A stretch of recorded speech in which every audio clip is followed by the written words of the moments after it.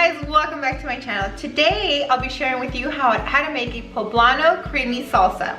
It's so savory, so good, not that spicy, but it's perfect for carnitas tacos, for any tacos, for eggs, for soups. I mean, this salsa is so versatile, it goes with anything. I'm going to be adding it to my carnitas tacos that I'm making today, and I'll link that video below in case you want to make the salsa with the carnitas tacos. Go for it. Let me know how you like it. So if you want to learn how to make this poblano creamy salsa, please keep watching. And if you haven't subscribed, I invite you to subscribe so you don't miss any of my videos. Alrighty, first thing we're going to do is we're going to roast our chiles because we're going to peel them later. So you want to roast them just enough so that you can peel off the skin. And they're going to get a little bit blistered. So once they get blistered, and I'll show you, we're going to put them in a plastic bag and let them sit in there with all this steam so they can soften up and we can peel them. Now for the blistering that I was talking about, it's something like this.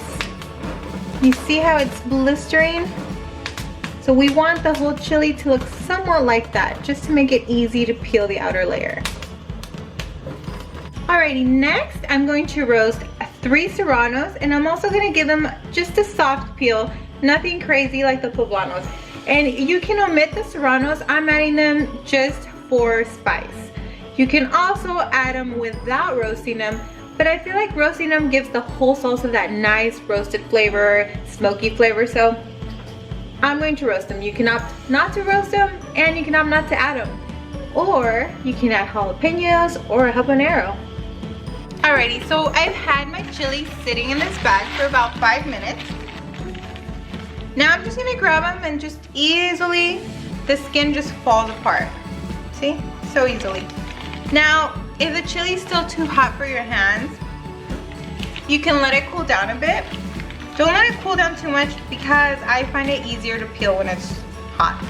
And I think my fingers are used to that heat. We peeled all our chilies. I added them to the pot. I'm going to add about 5 garlic cloves, and you can do 3 to 5. I'm going to add about a half a cup of crema Mexicana, which is like just sour cream, except this one isn't, I don't even know how to explain it. This one is not sour, but sour cream will do the trick. Crema Mexicana is just like cream, but it's not sour. I don't know. You can find it anywhere. It's just called Crema Mexicana.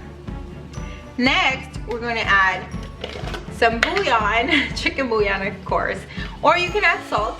No, salt. Many people add salt. Most normal people add salt. I'm going to add chicken bouillon because I'm not most normal people. And that's to taste. And then we're going to go ahead and blend it all together. Alright, now a really important step once you're done blending everything is testing it for salt.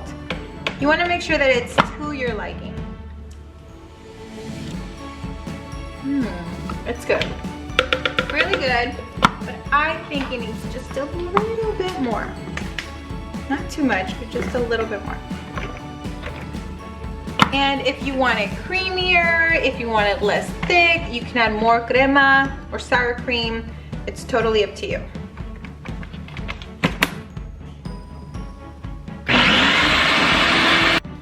Alrighty, now once it finishes blending, one more additional step that I'm going to take because I really want it creamy and I want it to have like more of a guacamole feel is I'm going to add 1 avocado. This is optional. If you don't have avocado, if you don't want avocado, it's definitely out of the norm. I just like the creaminess. And I mean, I don't know, who doesn't like avocado? It's weird, right?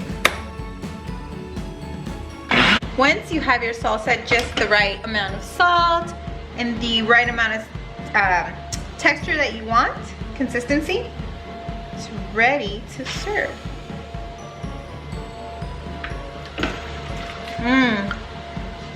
It's so good. It's so creamy. It's just the right amount of salt, little bit of spice. Guys, it's not really spicy at all. And it's perfect.